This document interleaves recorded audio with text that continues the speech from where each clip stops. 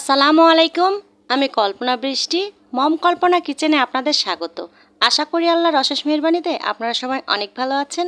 আলহামদুলিল্লাহ, আমিও আপনাদের দোয়ায় এবং আল্লাহর অশেষ কৃপায় অনেক ভালো আছি। দেশ থেকে এবং দেশের বাইরে থেকে যে যেখান থেকে এই ভিডিওটি দেখছেন সবাইকে আন্তরিক শুভেচ্ছা এবং অনেক ভালোবাসা। আজকে আমি ঝটপট 5 মিনিটে একটা নাস্তা বা ছোট্ট সোনামণিদের জন্য টিফিনের একটা নাস্তা রেসিপি নিয়ে আপনাদের মাঝে আমি আবার ফিরে এসেছি। তো চলুন দেখে আসি আজকের নাস্তা রেসিপিটা কি।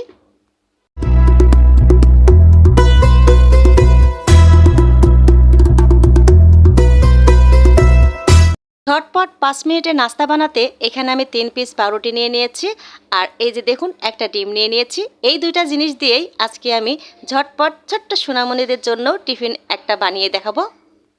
প্রথমে আমি ডিমটাকে একটা পিরিচে ভেঙে নিয়েছি, নিয়ে 1 চামচ মতো চিনি দিয়ে দিয়েছি, আর এখানে আমি 2 চামচ মতো গুঁড়ো দুধ নিয়ে নিয়েছি। গুঁড়ো দুধটা দেওয়ার পরে এবার ডিমটা আর গুঁড়ো দুধ আর চিনি একসঙ্গে আমি মিশিয়ে নেব। একেবারে ঝটপট কম সময়ে এমন রেসিপি আর হয়তোবা হয় না। দেখুন আমি চিনিটা, দুধ আর ডিমটা সুন্দরভাবে কিন্তু গুলে নিয়ে চলে এসেছি। এসে আমি এই যে 3 পিস পাউরুটি এই পাশ ও পাশ করে আমি ডিমটাকে মাখিয়ে নেব। দেখুন আমি কিভাবে মাখিয়ে নিচ্ছি। 3 পিস পাউরুটির জন্য একটা ডিম কিন্তু আমার একেবারে পারফেক্ট হয়েছে। দেখুন এই যে প্রত্যেকটা ঠিক এভাবেই আমি মাখিয়ে নিয়েছি। নেওয়ার পরে আমি এই যে চুলায় প্যান বসিয়ে দিয়েছি, দিয়ে 1 চামচ মতো বাটার দিয়ে দিলাম। বাটারটা দেওয়ার পরে ভালোভাবে মিশিয়ে নিয়েছি। নেওয়ার পরে এবার এক পিস করে পাউরুটি আমি এর উপরে বসিয়ে দেব। এই যে দেখুন অল্প আছে আমি 2 পাশটাই কিন্তু সুন্দরভাবে একটু পোড়া পোড়াভাবে কিন্তু আমি ভেজে নেব। দেখুন এই যে বাচ্চাকে স্কুলে রেডি করে দিয়েই আপনি ঝটপট 5 মিনিটেই কিন্তু এমন একটা টিফিনে এমন একটা নাস্তা বানিয়ে দিতে পারেন। এই যে দেখুন আমি কিভাবে ভেজেছি, ঠিক এমনভাবে হালকা পোড়া করে কিন্তু ভেজে নিতে হবে। প্রতিটাই আমি অফ ক্যামেরায় ভেজে নিয়েছি। নিয়ে এবার আমি আবার 1 চামচ বাটার আমি দিয়ে দেব, দিয়ে একটু মিশিয়ে নেব। নেওয়ার পরে একটা একটা করে আমি এই যে দেখুন বসিয়ে দিচ্ছি। কিভাবে দিচ্ছি একটু দেখুন। একটা রুটি দেওয়ার পরে ওর উপরে আমি কিন্তু গুঁড়ো দুধ সুন্দরভাবে ছিটিয়ে দিয়েছি। এই গুঁড়ো দুধটা দিলে কেমন যেন একটু ঘিয়ের মতো গন্ধ করে, আমার কিন্তু খেতে খুবই ভালো লাগে। এবার আমি এই যে গুঁড়ো দুধের ওপরে আমি চিজ দিয়ে দেব। এই যে দেখুন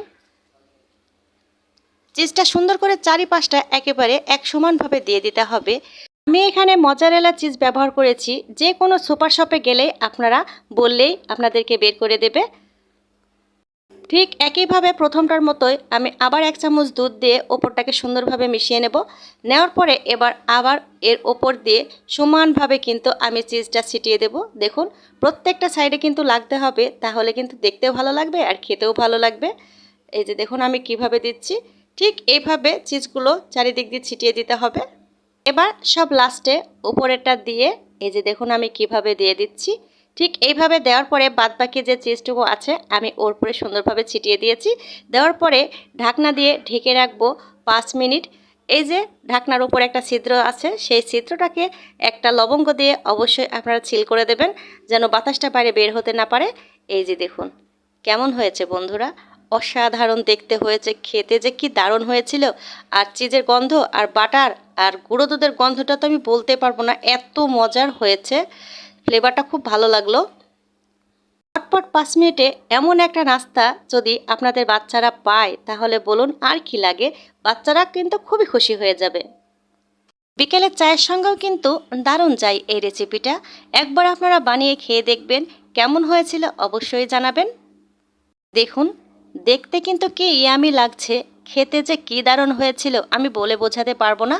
দেখুন ওপরে কিন্তু চিজটা একেবারে গলে দেখুন কত সুন্দর কিন্তু লোভনীয় হয়েছে। আর দেরি না করে ঝটপট 5 মিনিটে এমন একটা রেসিপি বানিয়ে নিন, তাহলে দেখবেন খেতেও ভালো লাগবে, সবাই অনেক খুশিও হবে।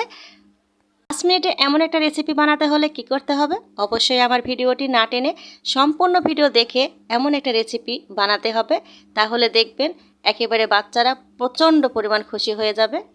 ভিডিওটি দেখে অবশ্যই একটা লাইক দেবেন, সাথে একটা সাবস্ক্রাইব অবশ্যই করবেন, পাশে থাকা বেল বাটনটা অবশ্যই প্রেস করবেন। আমার নোটিফিকেশন যথাযথ আপনার মোবাইলে সর্বপ্রথম পৌঁছে যাবে। আজকের মতো আমি এখানেই বিদায় নেব।